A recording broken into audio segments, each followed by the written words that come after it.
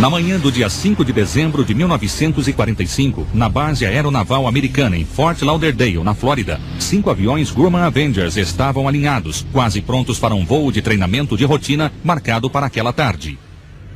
Mas o cabo da Marinha Alan Cosnar, um dos membros da tripulação, estava preocupado. Ele teve uma estranha sensação de que alguma coisa terrível estava para acontecer. 45 minutos antes da decolagem, ele desistiu de voar.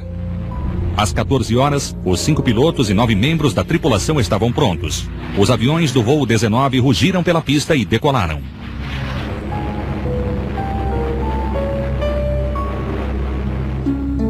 Quando o comandante de voo, o tenente Charles Taylor, checou os instrumentos, refletiu sobre a desistência de Cosnar.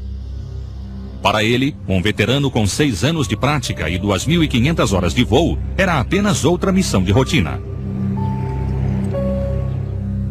Mas 3 horas depois, o voo 19 desapareceria completamente. 5 aviões e 14 homens sumiram sem deixar vestígios em uma área que ficaria conhecida como o Triângulo das Bermudas. O monomotor torpedeiro Avenger PBM-3 era uma aeronave poderosa e versátil. Projetado tanto para uso em porta-aviões como em bases terrestres, ele afundou muitos navios de guerra japoneses na Segunda Guerra Mundial. Capaz de voar 480 km por hora, cada um dos aviões do voo 19 tinha combustível suficiente para 1.600 km.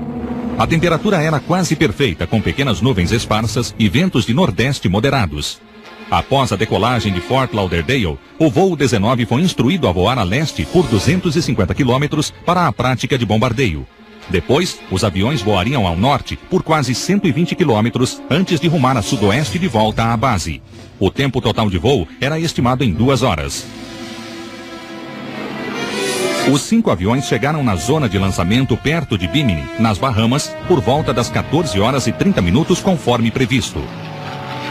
Tendo completado com sucesso os ataques de treinamento, o voo 19 continuou rumando ao leste. Até então, tudo corria normalmente.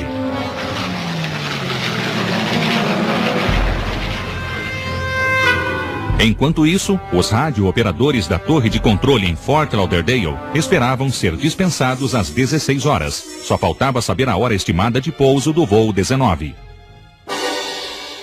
Às 15 horas e 45 minutos, o comandante Taylor, do voo 19, fez contato. Mas não era uma mensagem de rotina. Taylor parecia apavorado. Chamando a torre. Essa é uma emergência. Parece que estamos fora de curso. Não enxergamos terra. Repito, não enxergamos terra. Qual é a sua posição? Perguntou a torre. Houve uma pequena pausa. Enquanto esperavam a resposta de Taylor, os radiooperadores rastrearam os céus em busca de algum sinal dos 5 aviões. Não viram nada. De repente, o rádio voltou a funcionar. Era Taylor novamente. Não estamos certos de nossa posição, ele disse. Não sabemos onde estamos. Acho que estamos perdidos. Os radiooperadores instruíram Taylor a voar a oeste. Acreditavam que assim os aviões retomariam o curso. Sua resposta foi alarmante. Não sabemos que lado é oeste. Tudo está errado, estranho. Não conseguimos ter certeza de nenhuma direção. Nem o oceano parece normal. Poucos minutos depois, outra voz surgiu do voo 19. Era o capitão George Stiver, um dos pilotos companheiros de Taylor. Mas Stiver parecia tão confuso quanto Taylor. A torre teve dificuldade em entender por causa da estática, mas entreouviu a mesma mensagem aterrorizada. Não estou certo de onde estamos. Acho que passamos sobre a Flórida e devemos estar no Golfo do México. Um curto silêncio se seguiu. Imaginava-se que o voo 19 tivesse feito uma curva de 180 graus que deveria trazê-los de volta para a Flórida. Às 16 horas e 25 minutos, Stiver foi ouvido novamente. Sua voz parecia fraca e distante. Parece que estamos em águas brancas. Estamos completamente perdidos. Foram as últimas palavras que todos na torre de controle ouviram do voo 19. Um avião de busca decolou da base naval do Rio Banana, 240 quilômetros ao norte da costa da Flórida. Era o gigante Martin Mariner, um hidroavião com tripulação de 12 pessoas e autonomia de 24 horas.